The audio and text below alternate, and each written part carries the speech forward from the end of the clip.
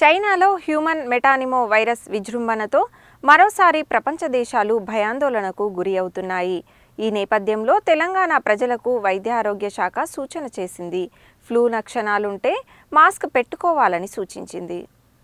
గతంలో చైనా నుంచి వ్యాప్తి చెందిన కరోనా వైరస్ ప్రపంచవ్యాప్తంగా సృష్టించిన మరణ మృదంగం ప్రత్యక్షంగా చూసిన ప్రజలు చైనాలో హ్యూమన్ మెటానిమో వైరస్ విజృంభణతో మరోసారి అదే దేశం నుండి మరో ప్రాణాంతక వైరస్ పుట్టుకురావడంతో హడలెత్తిపోతున్నారు. ఈసారి ఎలాంటి పరిస్థితులు ఎదురవుతాయోనని బిక్కుబిక్కుమంటున్నారు. హెచ్ఎంపీవీ వ్యాప్తితో ప్రపంచ దేశాలు అలర్ట్ అవుతున్నాయి. ప్రజలకు పలు సూచనలు చేస్తున్నాయి. ఈ క్రమంలోనే హెచ్ఎంపీవీ వైరస్ వ్యాప్తిపై తెలంగాణ సర్కార్ అప్రమత్తమైంది. ఫ్లూ లక్షణాలు ఉన్నవారు మాస్క్ ధరించాలని రాష్ట్ర ప్రజలకు వైద్య ఆరోగ్య శాఖ సూచించింది. చైనాలో విజృంభిస్తోన్న హెచ్ఎంపీవీ వైరస్ కేసులు ఇప్పటి వరకు తెలంగాణలో నమోదు కాలేదని, ప్రజలు భయాందోళనలకు గురి కావాల్సిన అవసరం లేదని తెలిపింది. జలుబు, దగ్గు లక్షణాలు ఉన్నవారు ముందస్తు జాగ్రత్తల్లో భాగంగా జనసమూహాలకు దూరంగా ఉండాలని సూచించింది.